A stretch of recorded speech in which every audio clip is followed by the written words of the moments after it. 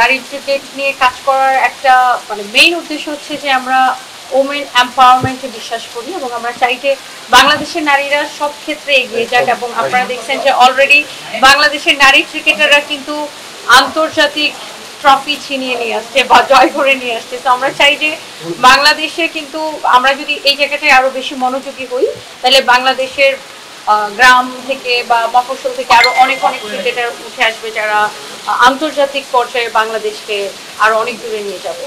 এটাই আমার নারী ক্রিকেটে আসার মেইন উদ্দেশ্য হচ্ছে যে মেয়েদেরকে আরো বেশি এনকারেজ করা, যে মেয়েরাও ভালো করতে পারে এবং ভালো করছে বাংলাদেশের ক্রিকেটাররা, মেয়ে নারী ক্রিকেটাররা। তো এটা যেন আরো ভালো করতে পারে এবং আমি একজন উদ্যোক্তা হিসাবে যেহেতু আমি প্রচুর নারী নিয়ে কাজ করি, আরো উদ্যোক্তাদের নিয়ে আমরা কাজ করি। তো আমরা চাই যে সর্বক্ষেত্রে নারীরা এগিয়ে। লিজেন্ড ক্রিকেট ক্লাব অ্যান্ড আমি ধন্যবাদ জানাইতে চাই যে আমাকে এখানে সভাপতি নির্বাচিত করার জন্য। ক্লাবের সাথে যারা আছেন সবাইকে অনেক ধন্যবাদ জানাচ্ছি।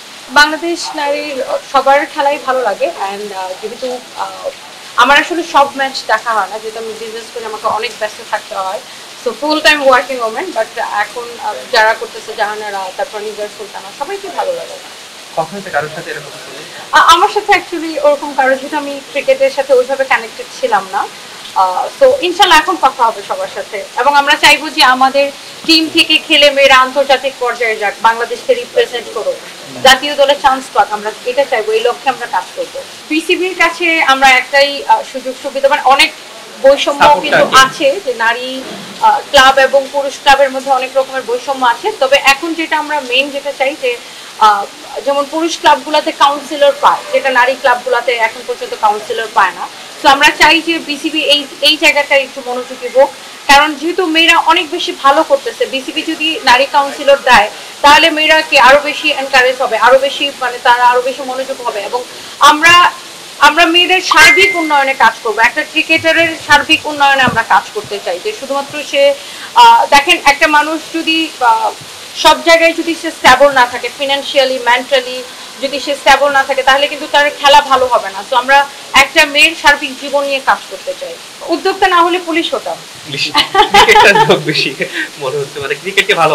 হ্যাঁ, ক্রিকেটকে আমি একদম ছোটবেলা থেকে ভালোবাসি, কারণ আমার বাবা প্রচুর খেলা দেখতো। আমরা ছোটবেলায় নাটক সিনেমা না দেখে আমার জীবনে আমি খুব কম মুভি দেখছি। আমরা অনেক খেলা দেখতাম, আমার বাবা আমার মানে ছোটবেলা থেকে বাবার সাথে বসে বসে খেলা দেখতাম, ইভেন আমি নিজে খেলতামও। হ্যাঁ, অনেক খেলা দেখি, এক ছোটবেলা থেকে প্রচুর খেলা দেখতাম।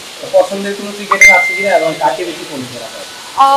যেমন আগে যারা ছিল সবাইকে ফলো করতাম, এখন যেমন তাসকিনকে ভালো লাগে, মেহেদী হাসান মিরাজকে ভালো লাগে, আর সাকিব আল হাসান তো আছে, সে তো নাম্বার 1 না, তো ভালো লাগে। বেশ অনেকের সাথে দেখা হয়েছে, পরিচয় হয়েছে, আশরাফুল ভাইয়ের সাথে ভালো অনেকের সাথে এরকম কম বেশি দেখা হচ্ছে। ইনশাআল্লাহ প্ল্যান তো আছে, আমি এবং আমার সাথে আমাদের সহসভাপতি আছে, আমাদের সম্পাদক আছে। তো আমরা সবাই মিলে ইনশাআল্লাহ দেখি, আমরা তো স্টার্ট করছি, আমরা আগে নারীদের নিয়ে কাজ করি, যদি ভবিষ্যতে আমরা যদি ভালো করতে পারি তাহলে অবশ্যই বিপিএল আসবে।